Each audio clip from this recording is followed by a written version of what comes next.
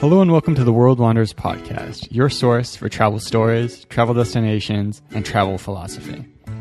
I'm Amanda. I'm Ryan. And we're your hosts.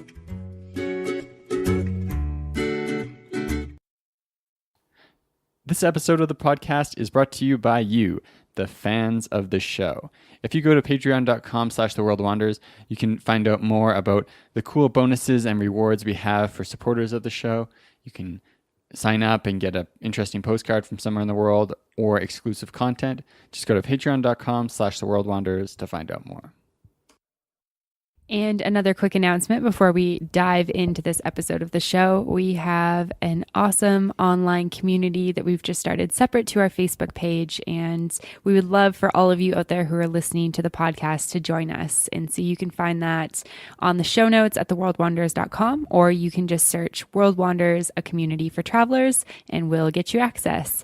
And it's lots of like-minded people who enjoy traveling the world. There's travel bloggers, digital nomads, people from all over who are just talking about all things travel. So we would love to see you there. Hola y bienvenidos al World Wanders podcast. Today we are talking about ourselves. Isn't that what we do every week? That's what we do all the time. But especially this episode. This is a life update, as you have seen from the title. Yeah, the title and the description. We have the best production assistant. So what are we updating, folks, listeners? So we've had some interviews on, we've had some topic episodes, and I think if you've listened thoroughly to all the episodes, you will have picked up what we've been doing over the summer and what we're going to be doing in the fall. Maybe. We've dropped hints, breadcrumbs. So if you didn't if you're gluten intolerant, you might not have picked up those breadcrumbs. Oh my God. So go back, listen to the episodes, find all the clues. Pause the episode now. Don't give it away. Okay, so at the risk of repeating ourselves, what have the last 3 months been like in 60 seconds? Are you going to time me? No. Okay. They have been really, really busy. We came home from Asia. So in June, we arrived home from our last country, which was South Korea. I guess Seoul, technically, because we didn't really see much else other than Seoul and the DMZ. DMV. Oh, the only God. place worse than the DMV. Is the DMZ. DMZ, folks. DMZ. We arrived home, and I was so excited to spend a couple of months in Canada. We had from June till the end of September booked, and I felt like we were barely there in our home. I guess it's not our home away from home. It is our home, Canmore, Alberta. We had a really great setup. We had great landlords, great place to live. It's, the place where I'm a yoga studio manager, and it was really, really awesome as usual to be back. But it felt like we were back. We got settled. We went to Montreal and Toronto. Haven't heard about that. There's a podcast episode on that. Then we came back, and then we went to the States for a month. I don't think we have any podcast episodes about that. So maybe there'll be some future content on that. Maybe not. Who knows? We got to go to Podcast Movement, which was our first podcasting conference. We were breakout speakers there, which was a really, really cool experience. We came home. We went to a couple of weddings. I hiked the West Coast Trail, which there will definitely be a podcast episode sometime in the near future. And then we headed onwards. So end of September came around, October 1st rolled around, and we left just like we did last year. So we are currently in Atlanta, Georgia. I have spent the last week kind of roaming a couple of different places in the States before we met up on Friday to go to a wedding in Louisiana. So I think that's probably more than 60 seconds, but that sums up basically a couple of months very quick. Yeah, so we had some really solid time to spend in Canmore and enjoy it there, but it was quite a bit split up. Lots of stuff happening. Like you said, I think we went to 4 different weddings, traveled to a whole bunch of different cities. So really fun experience. And now on Thursday, we are flying to Mexico. And so our plan for the longest time has been to go somewhere where we can learn Spanish and live in a Spanish-speaking country. This was our plan back in 2014, like 3 months into the podcast, and we changed plans, went to Atlanta, and then Well, okay, let's back up a little bit. Our plan was to go teach English in China. And then, originally, yeah. yeah, and then it quickly became Central America, which we are actually still not getting to. Although maybe we'll make a little trip south from Mexico to experience some of Central America. Because I feel like Central America is still this, it's like it's evading me. Like I just can't seem to get there. Because we were supposed to go there before you got your job in Atlanta, that 2 years ago exactly. Yeah. So, but part of the reason we were excited about Central America was being in a Spanish-speaking country. We both love Latin American culture, so it's something we've wanted to do. And so we kind of set our sights on Mexico, and specifically Mexico City. And so for the past probably 6 months, we decided that for this winter we were going to spend it in Mexico. And our plans have kind of shifted and changed a little bit. And then we booked a place in Mexico City. We bought some concert tickets. We were really prepared to go for what looked like a few months, as long as we liked it. And then Mexico got rocked by 3 earthquakes. One right in Mexico City, where the most for that one, Mexico City suffered the most damage. And it's actually like in the area where we're staying. Yeah, the area that we had a place booked, that was one of the hardest hit areas. So that definitely kind of threw some nerves into this experience, but that is still our plan. So on Thursday, we're flying to Mexico City and going to spend 1 month to multiple months hanging out there. Yeah. So I just want to touch on this whole like earthquake situation. So when we first kind of started telling people in our lives, family or friends or acquaintances, coworkers, etc., that we were going to Mexico, we were met with a couple of different opinions. There's the side of it where people have traveled there, traveled, not just like gone to an all-inclusive and, spent their whole time on a lounge chair and had pool drinks delivered to them, but actually traveled. And specifically with Mexico City, it seems like, those people really, really love that area and they have nothing but good things to say about it. And then there's the other side of it where, it's like I tell people and all of a sudden, horrifying articles are showing up in my inbox and in my messenger, and people seem very concerned for my safety and my health and all these different types of things. And then, I get off the West Coast Trail and I have all these other messages where it's like, are you safe? Are you okay? And I'm like, I'm tired, but I'm good. And then I realize that, Mexico's hit by these giant earthquakes and people don't know if I'm safe or not, or if I'm there. So I guess my question for you is, how have you felt receiving, differing opinions about Mexico, first of all, and then adding this like natural disaster on top of it? I think for me, I'm pretty desensitized to it. Like I remember last year around this time, probably a little bit earlier, we did an episode about going to Asia. And around that time, a few Canadians had gotten into some issues with pirates or an Islamic group in the Philippines and had been decapitated, and horrible tragedy for those people and their families. And it was all over the news, and we were going to the Philippines, so there was all this nervousness about it. But I think, we've done it so many times that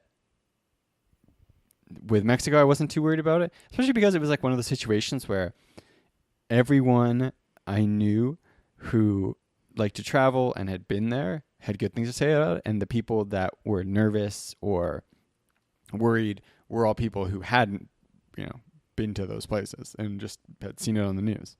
So I wasn't too worried about that. But the earthquake, I think that is definitely something that makes me a bit nervous.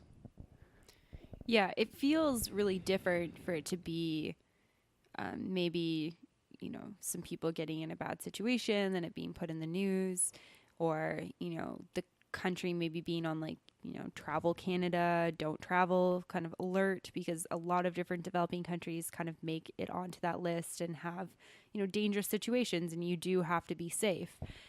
But then it feels different to have, a natural disaster that you can't control, kind of roll in and like do some major damage. Yeah, I think that control part is big. so many places that you hear about in the news and get nervous about, whether it's Colombia or Thailand or the Philippines. Um, it's very area dependent, and there's so much you can do, so much control you can have over your own safety, whether that's choosing to stay in different areas of the city, or when you choose to go out at night, just preparing to get mugged. So not bringing too much stuff. So worst case scenario, someone comes and steals your stuff. You're not too worried about it. But a natural disaster, something like an earthquake, that's completely out of your control. And so we had booked a place that was, I think, something like the 8th floor of an apartment building. And when you're booking that in advance of an earthquake happening, you're thinking, oh, this looks so cool, like downtown, beautiful view, this is amazing. And then once you start thinking about, oh, wow, like what if we were there and the building started shaking and you're trying to like run down 8 floors because you're nervous the building's going to fall down.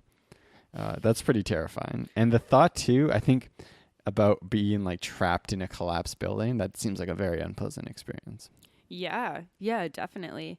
Um, it's definitely more scary. I feel like it's one of those things that, and again, it's that it's happened, and that the city of like Mexico City is in a state of emergency, but we only get what's in the media. So it's kind of like, my first act was to message the people that we're staying with on Airbnb and, ask if they're okay, if their apartment's okay, like, can we still come? And fortunately it is, so we are still going. Do you want to talk a little bit about what that conversation between us looked like, making the decision, like, should we keep going? Should we change our plan?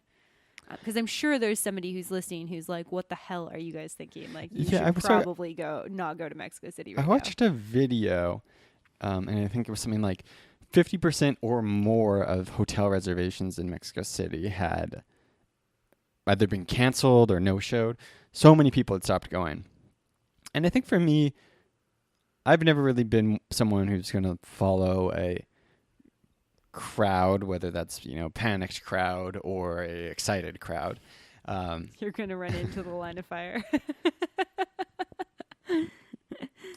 Per se. Maybe not going to. So I think my decision making was, I know that earthquakes and aftershocks tend to, that they repeat themselves. And obviously I don't know enough about earthquakes to know, okay, if one earthquake happens, does that mean the risk for another earthquake a month later goes up? I know there's usually an earthquake, there's aftershocks, and a lot of the damage can occur from aftershocks because buildings are compromised during an initial earthquake, and then maybe not secured or not supported, and then an aftershock comes through and breaks down those already compromised buildings. And something that was troubling about looking through the reports from Mexico City was that there was a whole range of buildings that had collapsed. Most of them were older buildings that were built before 1985 when they had the last giant hurricane or earthquake there.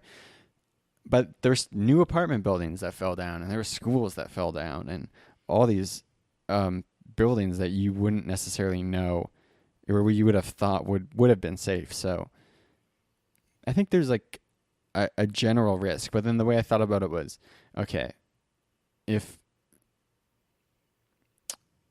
there are 20 million people in Mexico City and something like 100 buildings fell down, there's the odds of you being in an earthquake in Mexico City are reasonable.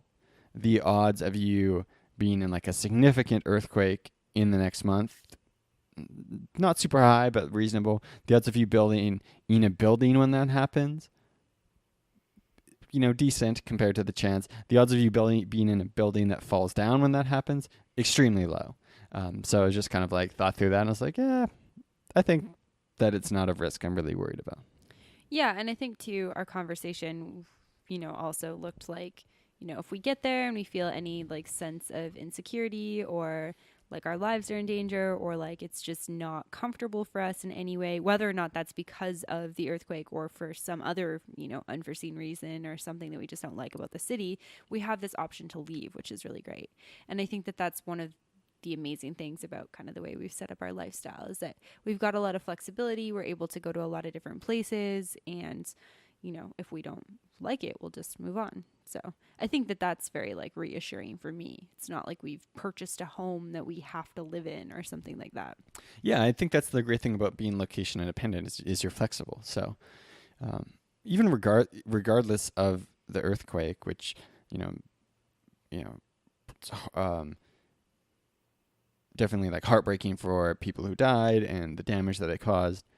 Uh, but the great thing about being location independent is that you're not stuck in one place. So even before that, if we had gotten in a situation where we got there and it was 1 month in and we were like, you know what, this isn't actually that enjoyable to us, we can go different places. We can go to different places in Mexico. We can go to, I don't know, Colombia, back to Canada, Central America, Iceland. maybe. Stop evading us, Central America.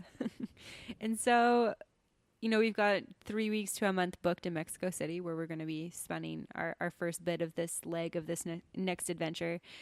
What are you looking forward to most? So first thing we booked was a concert. To give you some background, I think we've talked about this on the show before, but I really love Spanish music.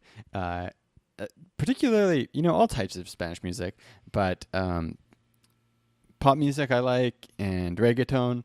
And there's a concert by an artist named J Balvin, who has a number of popular songs right now. And that was one of the...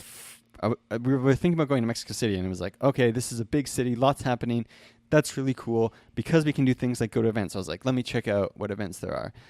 Saw that he had a concert, I think maybe a week after we had considered going.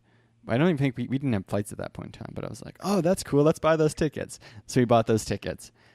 And then we bought flights, and then we bought an Airbnb. So that's definitely like one of the things I'm most excited about. It's kind of, sorry to interrupt you. It's kind of funny because this isn't the first time we've kind of booked a trip like this. Our first backpacking trip together, the first thing we actually booked was our accommodation for Running of the Bulls in Pamplona. We're like, okay, we're just going to like have to get to Pamplona in Spain for these dates. Like, we don't know how we're going to do that, or where we're going to be before, or where we're going after, or when we're even going over to Europe, but like we will be there. Yeah, I actually really like this. This is maybe like an undercover travel tip. It just got me so excited to book that small thing. And it was small enough that if we decided not to go, it wouldn't be a significant loss of money. I think it was something like $40 each. So for J Balvin. Yeah. And that was the only thing we booked, the only thing we had committed to. But just that like a mental switch of like, okay, wow, we booked that. Like, it's not like, should we go? Should we not do this? It's like, oh, we're going to go there. And then you can picture it in your head. You can imagine being there. And it was the same thing with Running the Bulls. Like when we booked our accommodation, that was a more significant investment. But it was still like, oh, wow, this is real. This is happening. This is exciting. And then you start to think about it instead of kind of like fretting in the abstract about what you want to do. Mm-hmm. So, if there's somewhere you want to go or an event you've been considering going, maybe just book it in the opposite way that people would probably tell you to book it, just to kind of commit yourself and to trick yourself into getting excited about it. But so that stood out. And then I think for me, just being able to have a really enjoyable experience living in a Spanish-speaking city. So we both love Mexican food. Being able to go out and eat great food, drink some margaritas occasionally, or some tequila, have a lot of fun, interesting adventures we can go on in a completely new city and get to like learn all about it while also learning the language. That's kind of a bit more abstract, but just having that experience of getting to know a new city and getting to practice Spanish, that's something that I'm really excited about. How about you? Yeah, food for sure. I mean, I think like half my paychecks go towards avocado/guacamole, so I'm excited for maybe big arbitrage opportunity. Slightly less of my paycheck to go towards my addiction to or love affair with avocados. So very excited about the food. I think too, being back in Atlanta throughout the summer, we were here for a couple weeks back in August, and then we've been here for a couple days now. I really love how much Atlanta feels like home to me. And Atlanta is one of the only cities other than like Canmore or Calgary that feel like home to me. And I think it's because we spent so much time here. When you spend significant amounts of time in a place, it's like Bali, Ubud kind of feels a little bit homey to me as well. You really get to know these places when you spend more than a couple days or a couple weeks in a place. And I'm really excited to, maybe feel that kind of like homey feeling in Mexico City and feel like, I have these restaurants I like, or these coffee shops I like, or maybe a co-working space or a yoga studio or a friend or two or something like that. So I kind of feel excited about the opportunity to create that in a new place. I'm also excited to just like spend less money in general. Today we looked up how far our Airbnb is from the airport, and Google has this awesome feature where it tells you how much Uber costs. And I was like, oh, I should probably look up the exchange rate. And it was just so affordable. Like, you were like, what? Is that right? Like $8 or something for this long ass Uber ride? I'm like, yeah, I'm excited about that. Like, I spent that 8 minutes in an Uber in Atlanta today, and Atlanta has really cheap Ubers. Yeah, it's cool. Like working remotely, it's easy to forget that you have a big amount of power over your expenses. And so like living in Canmore is beautiful, it's amazing, but it is an expensive place to live. Rent, food, everything you pay for there, very expensive. And so just being able to live a similar style of life at probably 2/3 of the cost or less is very exciting to me, especially like right now, Right now, just in your career, just your in a life. career where it's like being able to like that goes a long way, that difference. Oh yeah, for sure. It's significant. I mean, like the difference between spending $2 on tacos and $12 on tacos, like that adds up when you eat tacos every day. I don't want to bore listeners with the math in a year, but I think it's significant. And I think too, I'm really excited about just getting to like go into a new city where you like don't know anybody. And because this is kind of a unique experience for us in that we're planning to go for a longer period of time, but we're not necessarily committed to it. But it's like, okay, you get to like establish yourself in a place again, which we kind of we did here in Atlanta, but English speaking, not too different. Like it'll be I think challenging at points, but a fun adventure. Yeah, you touched on one of the points that I've actually been kind of anxious about. You've been working on your Spanish all summer, and I've been like, future Amanda me would, or future Amanda would be grateful if past Amanda did this. And I knew this a couple months ago, and now we've hit to future Amanda where I've kind of had a moment of like, I don't know if my Spanish is good enough at this point to even talk to like a border agent. Much less like get the things I need. And I know it'll come back fast. I know all those words are somewhere in my brain, but I kind of got a little bit of panic like today about like, wow, I really wish I would have been practicing Spanish all summer, getting a little bit better at that. But I mean, it's always fun to put yourself in a situation where you're like out of your comfort zone and, you don't speak the language and you have to just every little thing like getting a bottle of water or getting something to eat is more difficult than it is here. And life is really easy. We live really cushy lives. Like we ordered Uber Eats to our doorstep for dinner. Like life is not that hard. And so having a little bit of challenge just feels a bit more exhilarating and it feels more fulfilling in some ways. Yeah, I think it just makes it like more of a game when you like get to go out and like, ooh, I've got to press different buttons to get different results. Like if I'm trying to go to the store and I need something, it's like I have to press like a different series of buttons. Yeah. Yeah, I also think it's like really neat to understand how different things work in different countries. Like even something as simple as, in Canada, you don't weigh your produce in the produce section. You just take all your produce, you like put in your bags or in your cart or whatever, and then you take it up and the person, the till will weigh it. But there's a lot of places in the world where that's not how they roll. You have to get it weighed by a person in the produce section. They put a tag on it. And the first time that happened to me, I think was in Spain. And my Spanish was very, very, very poor at that point. So I had no idea what this woman was trying to tell me. And we finally figured it out. And then it's like, in the moment, it doesn't feel good. Like you're kind of like, oh my God, I'm holding up this line. People are looking at me like I'm that person. I don't know what she wants of me. Then you're running around the store trying to find this like person to tag it. Then you're like thrusting your fruit at them because you can't say like, hey, can you weigh my fruit? And it feels really overwhelming, but then it's really cool to like be able to know this like little tidbit about Spanish grocery stores that are different from North American ones.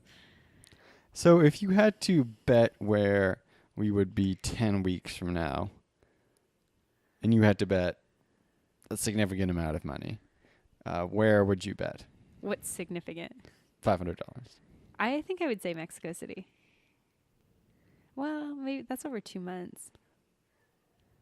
Oof. I think I would say Mexico City. I think we're going to like it there.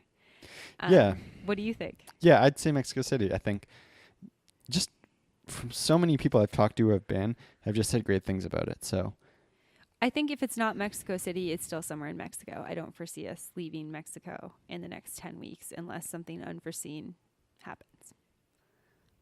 I'm pretty committed to giving Mexico City a fair shot, and if not, trying a couple other cities within the vicinity before evacuating the dance floor, one may say. Yeah. So any other life update subjects to touch on before we start to wrap it up?